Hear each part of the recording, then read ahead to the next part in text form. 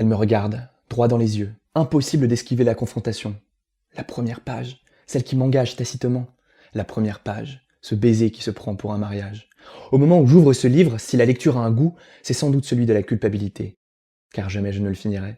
Je le sais bien, 327 pages avec toi, jusqu'à ce que le mot fin nous sépare. La vie est trop courte et tu es trop long. Alors pourquoi je continue de lire, puisque je n'aime pas ça?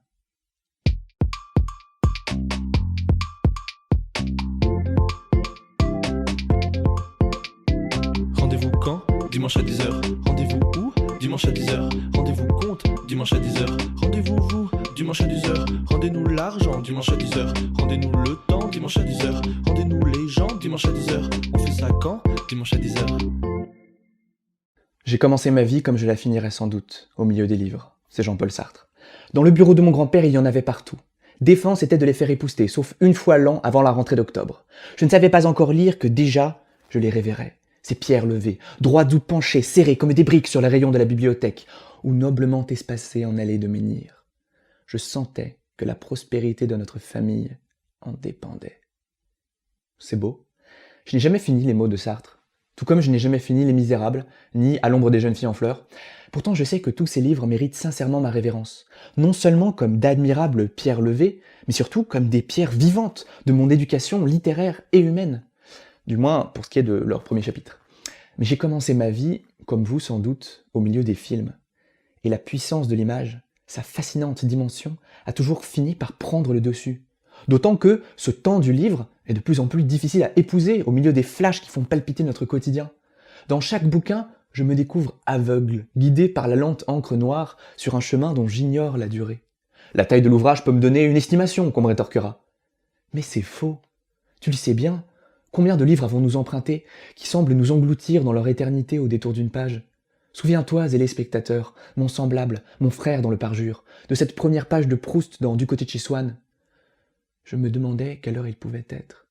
J'entendais le sifflement des trains qui, plus ou moins éloignés, comme le chant d'un oiseau dans une forêt, relevant les distances, me décrivait l'étendue de la campagne déserte, où le voyageur se hâte vers la station prochaine. Et le petit chemin qu'il suit va être gravé dans son souvenir par l'excitation qu'il doit à des lieux nouveaux, à des actes inaccoutumés, à la causerie récente et aux adieux sous la lampe étrangère qui le suivent encore dans le silence de la nuit, à la douceur prochaine du retour. Combien de fois ai-je relu cette phrase alambiquée, mais enivrante du début de la recherche du temps perdu? Que voulez-vous? Je ne lis pas droit. Parfois mon pied s'enfonce, souvent mon œil se perd, et je retourne en arrière sur un sentier incompris, comme Alice égarée au pays des merveilles.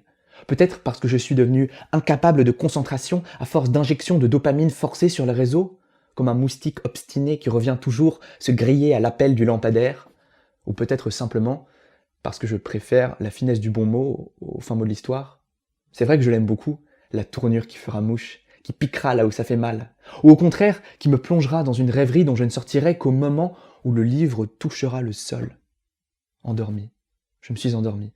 Impuissant à tenir la promesse de la première page, en mal de mots de la fin, j'en finis par redouter l'ouverture des livres. Ces petits salauds me confrontent à mon incapacité à m'arrêter, à faire silence, à écouter. Car dans ce monde où tout m'invite à donner mon avis pour créer du flux, de la pub et finalement de l'argent, le livre me tait. C'est pourquoi j'y retourne. Professeur de français pour être passeur de ce silence scandaleux dans notre monde, de ce temps impossible à céder, professeur pour moi-même m'obliger à le céder.